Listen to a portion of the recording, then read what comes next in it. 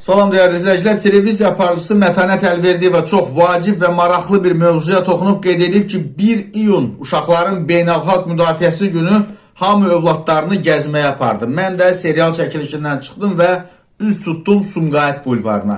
Sumqayıtdakı atraksiyonlar Bakı ilə müqayisədə ucuz olur. 1 manatdan baha olmur, bəzən 50 qəpik də olur. Amma dünən bilmədim ki, uşaqların yoxsa cibinizin müdafiə günü idi və Əlverdiyeva uşaqların beynəlxalq müdafiəsi günündə atraksiyonların 1 manatdan 3 manata qaldırılmasından şikayətlənib. Ayıb olsun, kiminsə adından istifadə etməyin. Hamısına da şamil etmirəm. Elə işbazlar var idi ki, uşaqların sıxlığını yox, ciblərinin sıxlığını tənzimləmək istəyirdi. Bir evdən 4-5 uşaq gəlir.